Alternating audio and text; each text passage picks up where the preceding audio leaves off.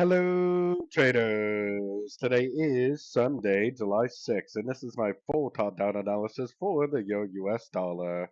We're going to start all the way up on the monthly time frame, work all the way down to the 1 hour, and it doesn't really matter even if you are trading the very short time frames. The full top-down analysis is very, very important so that you know the primary direction of the market.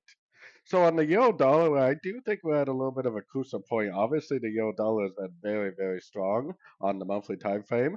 My main analysis is that this is an expanding ABC because this wave B definitely fits the characteristics of a wave B in an expanding or a running flat, meaning that this low right here bounced off the perfect Fibonacci level for it to be either a running or an expanding. I think it's an expanding. We got a three-way pattern up for A. We got three waves down for B.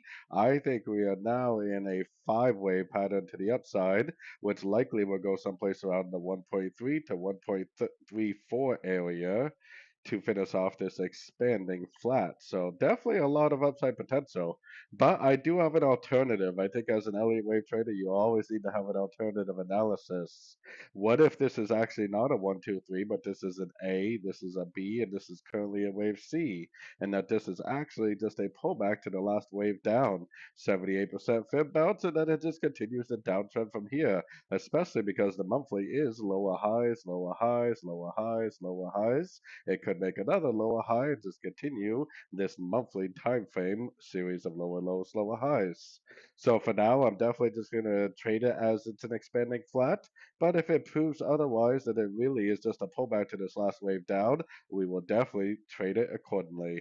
So going down to the weekly time frame, we definitely do have what looks like a complete uptrend. 1, 2, 3, 4, 5 waves.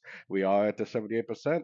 So if we are able to identify the end of this trend right here, then that really cannot be a wave 3 if the trend ends here. It pretty much would have to be a wave C. And if that's true, then it would start a brand new series of lower lows, lower highs to the downside.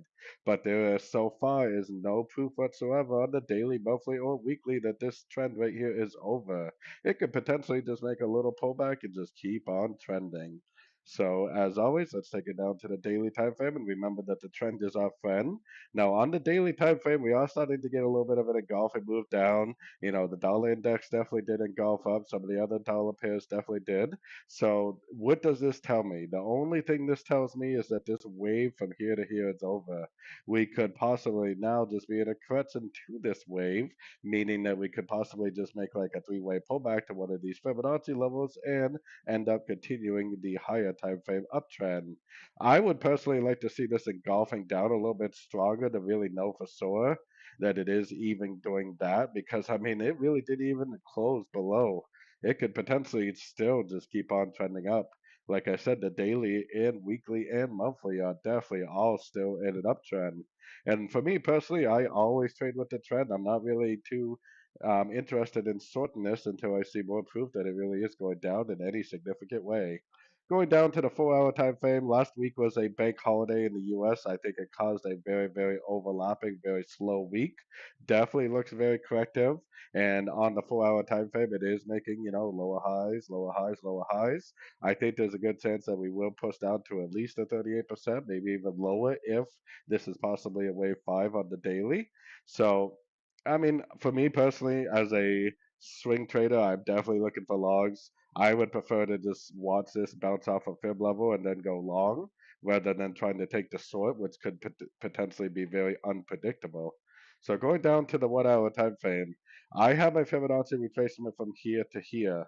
If I get a good Fibonacci bounce, which we do not have yet, I mean, there's been no Fibonacci bounce yet, but if we do get like a good fib bounce, a nice break to the downside, then as a trader that trades the 1 hour time frame and below, which is not really me, you could definitely at that point try to sort it for the continuation of either a correction to the daily time frame uptrend or possibly just a pullback within the daily time frame trend. Like I said, the trend is very, very, very, very heavily up, which is why, for me personally, I am not interested in sorting it. I am only still interested in trying to go long at the end of every single pullback I see, because there is still absolutely no proof whatsoever that the higher time frames are making any move to the downside yet. So anyways, don't forget to like, subscribe. Don't forget to check out my free Discord channel, link down here in the corner. Take a look at my website, fxpipcollector.com. And as always, thank you for watching and happy trading.